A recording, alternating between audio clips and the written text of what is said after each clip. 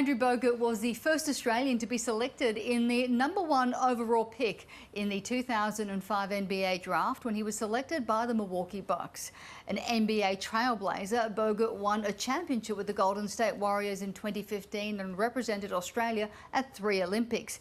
He returned to Sydney to play for the Kings and continues to hold an ownership stake with the NBL club. In part 1 of a 2-part series with ABC Sport, Bogut reflects on the highs and lows of his career.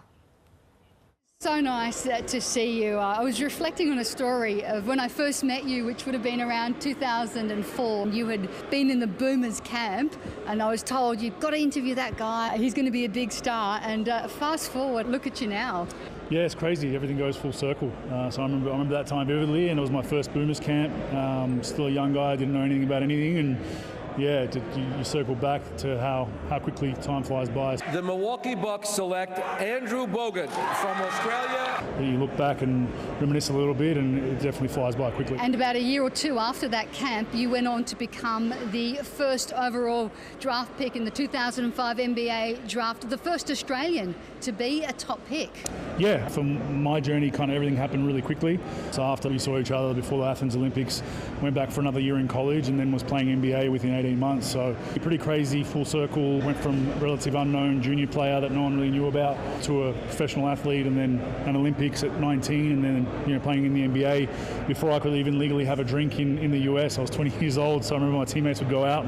I wasn't even allowed in a bar at that time, so it was pretty interesting. And Bogut on the finish. How did you deal with all that being so young? Because the NBA is just such a global phenomenon. Yeah, there were a lot of adjustments. It was moving to a new city. The weather was really different for me. It was minus 20, sometimes minus 10 degrees. Dealing with kind of how hectic the NBA schedule is. You're flying here, then you got a game, then you fly right after the game to the next city. Hotels at 2, 3 in the morning. Not much time at home, and if you're at home, it's a quick meal and then on to training. So it just made you really kind of respect how hard it is of an industry.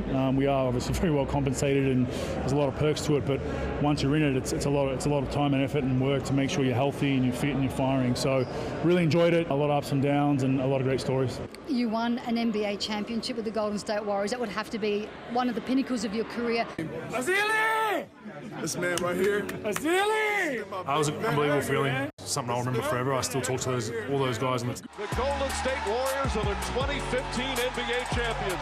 You also dealt with some debilitating injuries. How did you handle all that?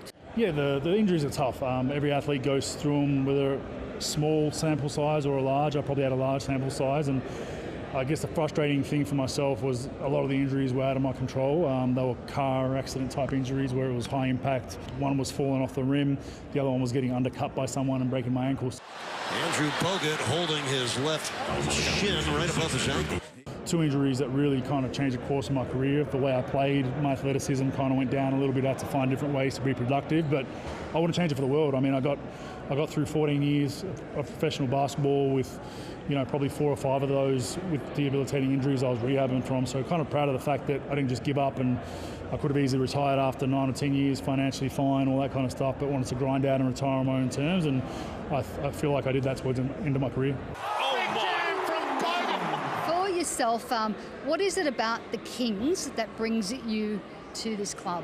I signed with the Sydney Kings towards the end of my career when I was kind of shutting the door on America and moving my family and I back to Australia to kind of settle down to a normal life post-career, and I thought if I got a couple of good years left in me, I'll come and play. And Andrew Bogut! Did he just do that? Oh my goodness. I negotiated a contract with the Sydney Kings, which had an option for ownership upon retirement. I took that up. I had 10% sitting on the table that I could have cashed out for immediately upon retirement or kept, and I decided to keep it and stay involved, and had a great journey so far.